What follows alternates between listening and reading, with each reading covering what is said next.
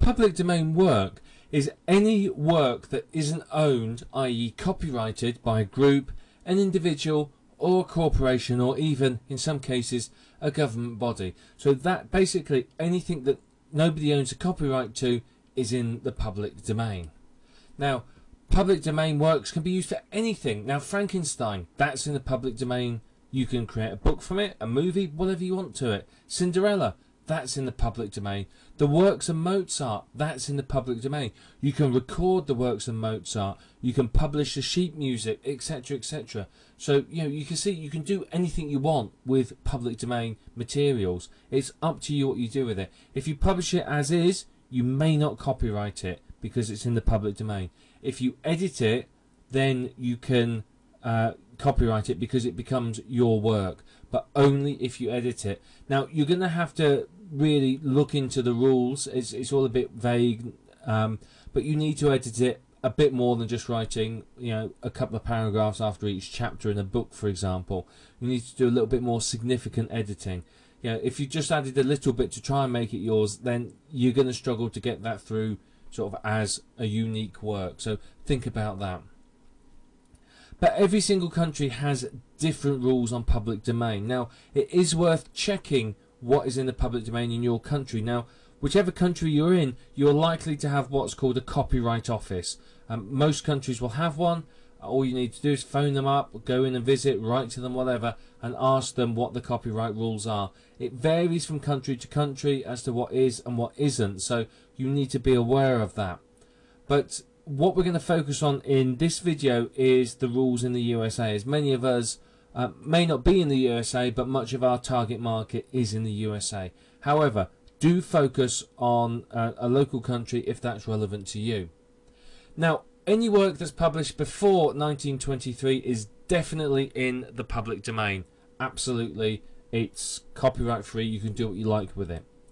Now, anything published between 1923 and 1989 are copyrighted, protected, but only if they completed the copyright registration.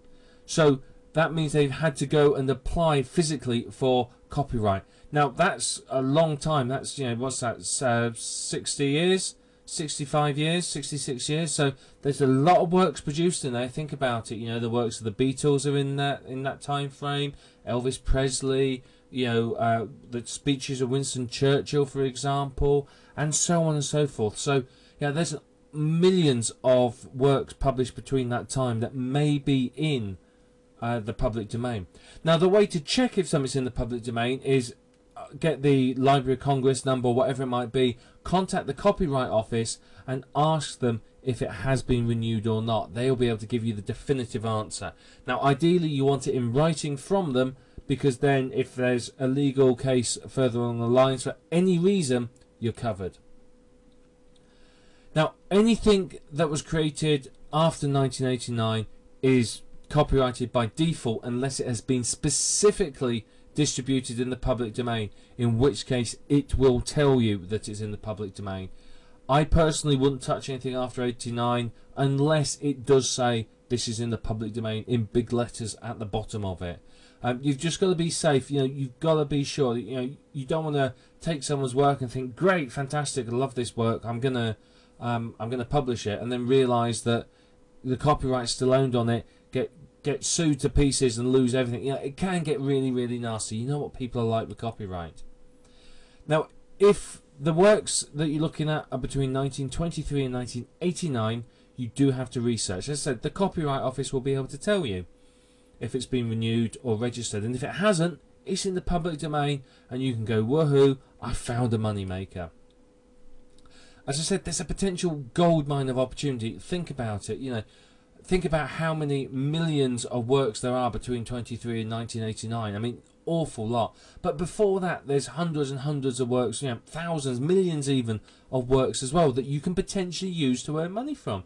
Think about it. People like to have nice pictures of maps on their wall. You could go and find a map from the 1700s of the county, the state, the country that someone lives in, and sell it to them. Put it in a nice frame, print it nicely.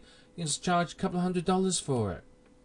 There are millions and millions of works in the public domain that you could profit from. So, you know, the potential here is huge.